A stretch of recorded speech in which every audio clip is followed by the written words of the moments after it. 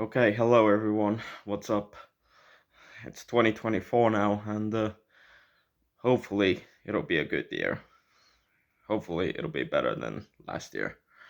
But yeah, I'm right now here in my home in Estonia,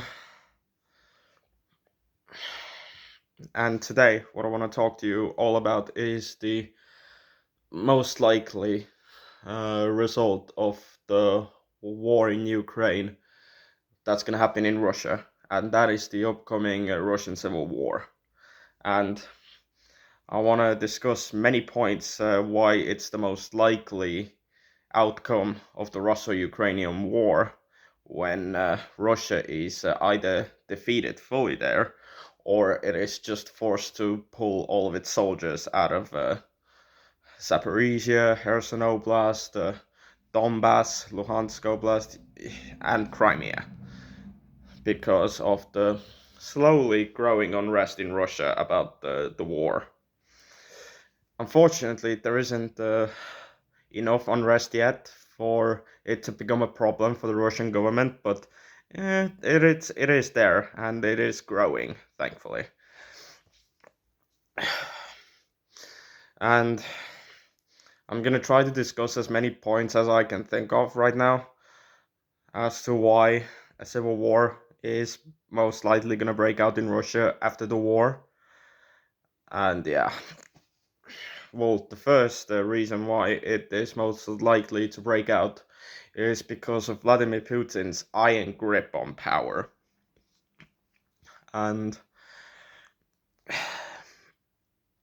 it's insane. Like when you have that much of an iron grip on power and you lie to your people so much and you brainwash them with propaganda for decades, and when they finally learn the truth, they are going to be very angry. And another point, a good point I want to say that civil war is likely to break out in Russia is because of it's because of the oil companies and government elites, including Vladimir Putin now as well, creating their own private armies to protect them in case of coup attempts, unrest, military, or the police just not protecting them anymore. You name it. And when there is going to become a massive power vacuum in Russia when the war ends in Ukraine, it can get really messy when private armies are basically going to turn on each other. Right now, they are allies still, but they can turn on each other. And that's when the massive civil war in Russia could break out. And there could be not just one or two factions fighting each other. It could be like the current civil war in Syria that's been going on for over a decade now, where 5 factions at least fight against each other. And like 600,000 people have died in that Syrian civil war. So I can't imagine if one breaks out in Russia, just like in Syria, of how bad and insane it's gonna be. And yeah, pretty bad. Pretty insane. And another reason why civil war could actually break out in Russia is because of how big Russia still is. It's an empire still, one of the last ones that exists in this world now, thankfully. But Russia doesn't need to be an empire. It does not to be as big as it is, stretching from the Pacific Ocean to the Baltic Sea and to the Black Sea. It does not need to be that big. And because it's so big, there's many ethnic minorities living there. In Siberia, in Yakutia, in Tatarstan, in Dagestan, in Chechnya, you name it. And because of that, there's also a very big possibility of a civil war just starting because of the ethnic differences in Russia. Most of the population is actually ethnic Russian in Russia, but there's still like 20 to 30% of people who are not ethnically Russian, and that can have some pretty dire consequences for Russia. And it should, because fuck the Russian government. And I do mean fuck them. The whole world is suffering because of them dipshits right now. Sorry that I'm getting a little bit pissed off here, because it just makes me angry that Russia is just wasting so much of its resources that it could put to grow itself into wasting its time in Ukraine. The Russo-Ukrainian war has been going on for nearly 10 years, but the full Russian invasion has been going on for nearly 2 years right now. Nearly 2 years of constant combat. And Russia only controls like 18% of Ukraine still, and they're advancing very slowly. They are barely able to advance. Unfortunately, the same can be said about Ukraine right now, but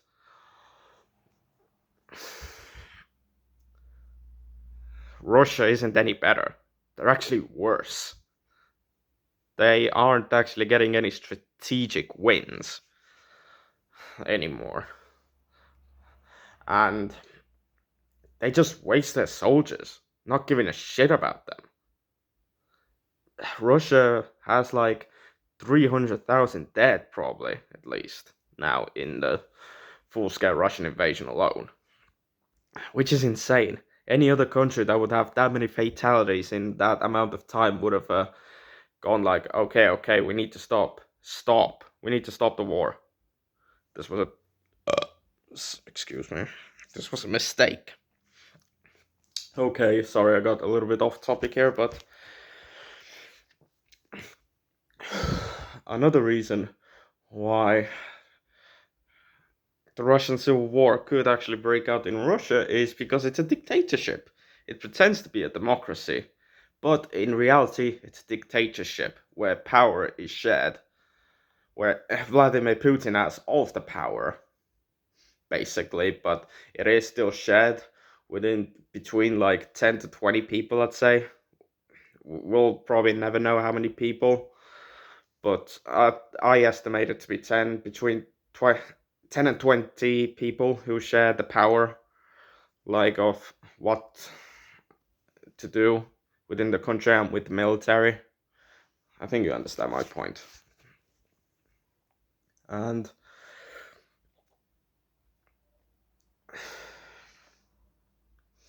it's the Russian Civil War. It's gonna get ugly. It could potentially get out of control, and it's something that NATO and everyone else in the world actually also needs to take into account and prepare for.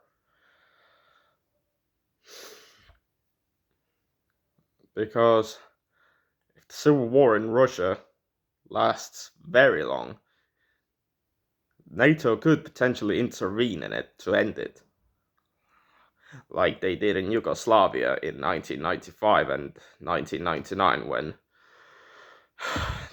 when they intervened in Bosnia and Herzegovina to get Serbia to pull out fully from Bosnia and Herzegovina. They bombed the Serb targets a lot in Bosnia, and thankfully they pulled out eventually.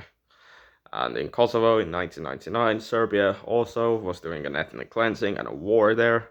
So NATO again bombed Belgrade, the capital of Serbia, Novi Sad, another city not far from Belgrade, and just more until the war also ended in Kosovo. And yeah. Sorry. Another point, what I actually want to talk about of why a civil war in Russia is likely to break out is because Russia is such an unequal country. Moscow and St. Petersburg, to me, are other countries compared to other Russia. The government puts so much into those two cities, and meanwhile, they don't really care that much about other places in Russia. Well, they do, but nowhere near enough as with Moscow or St. Petersburg.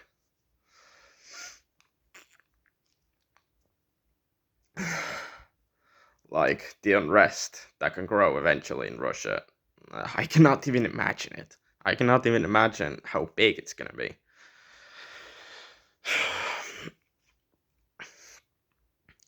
Like, yeah. And the thing that I think is actually gonna happen in Russia before the actual civil war, when they have to pull out of Ukraine or they are actually defeated in Ukraine, is a full blown revolution like happened in Russia, in the Russian Empire in 1917. And after that revolution, a Russian civil war broke out that lasted at least 5 years and killed millions of people. Millions. Probably like 5 million, I'd say. And I think it's gonna happen again. I honestly do think it's gonna happen again in Russia. Like the countries, like the country that's most likely to have a revolution in the near future out of all the countries on Earth is Russia. They've had revolutions during the past 100 years 2 times. First time during the 1917 revolution, and the second time in 1991 when the Soviet Union collapsed. And yeah.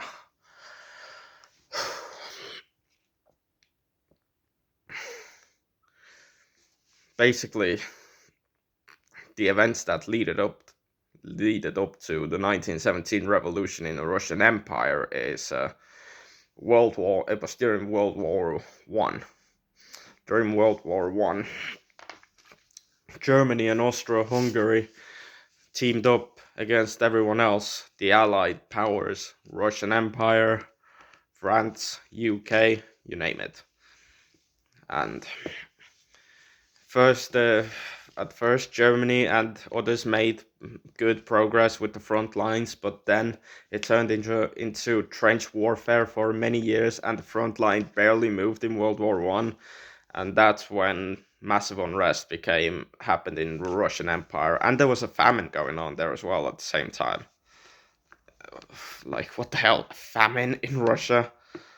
Such a big country with so many farmlands and a fucking famine going on there? That's insane. And yeah,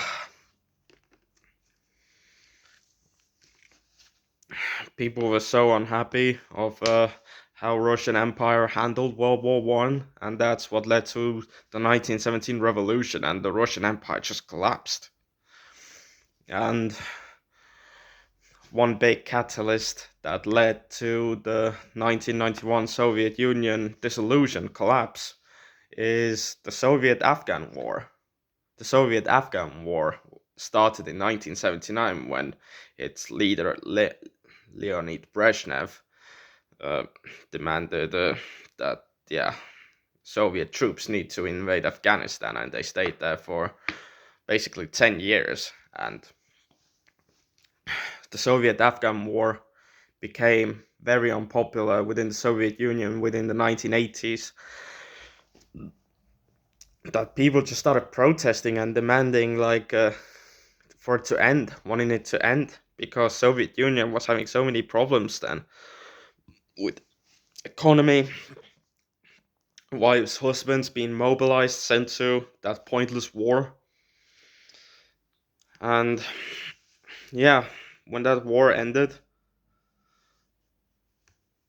Soviet Union was just really not far away at all from collapsing, and it did collapse. So It's the same pattern right now. Russian invasion of Ukraine, Russo-Ukrainian war. It's gonna have very big, dire consequences for Russia. Mark my words. I could be proven wrong about all of this, but I have some doubts that I'm gonna be proven wrong. Russia is so big, and it should be decolonized. Like, parts of Russia that want independence should be allowed independence. And I think they're gonna get it. When the Civil War ends, they're very likely gonna be independent finally. Siberia, Dagestan, I've named the countries already. Some of them at least. And yeah, I guess, yeah. The Russian Civil War is coming. And it's gonna be insane. But anyway, that's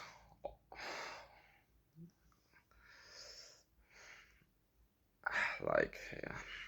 Okay, I want to talk one more thing. When the Soviet-Afghan War actually started to end, Mikhail Gorbachev, people in Russia give him so much hate, but I think he's one of the best leaders of Soviet Union because he handled the issues as best as he could, in my opinion, most of the time.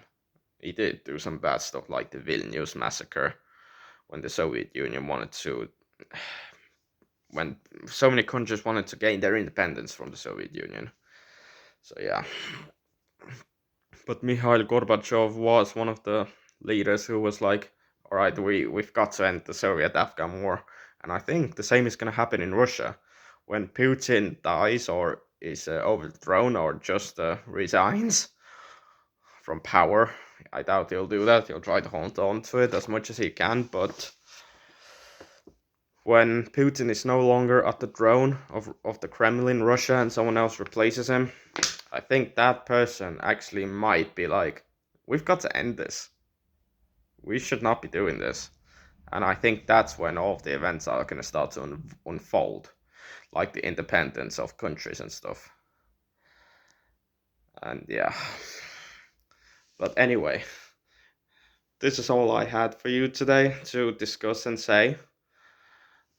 Hope you have a good day, everyone, and glory to Ukraine, glory to the heroes. If you found this video informative, give me a thumbs up. That's the best way to support the channel, and give me views and comments as well. I'd love to hear criticism, any kind of criticism. And okay, one thing I also want to discuss, excuse me, this is not scripted. I'm honest, this is not scripted at all. So that's why these points are gonna keep going to my head. If you want some context as to why Russia is so messed up and why it is gonna collapse eventually, there's a YouTube channel called Hoser, Hoser, and he has a video called The Death of Russia where he explains for at least like 15 to 20 minutes as to why Russia will collapse eventually and all of the reasons behind it. I suggest checking it out, that video. It has at least 1.5 million views, so it's good. It's really good. I've watched it many times, I gotta say. But anyway, that's all I had for you today, really. Glory to Ukraine. Glory to the heroes still. Keep supporting Ukraine. Keep condemning Russia. And yeah, that's all I had. I'm gonna see what I'm gonna discuss in the future. But anyway, thanks for watching. See you later, everyone.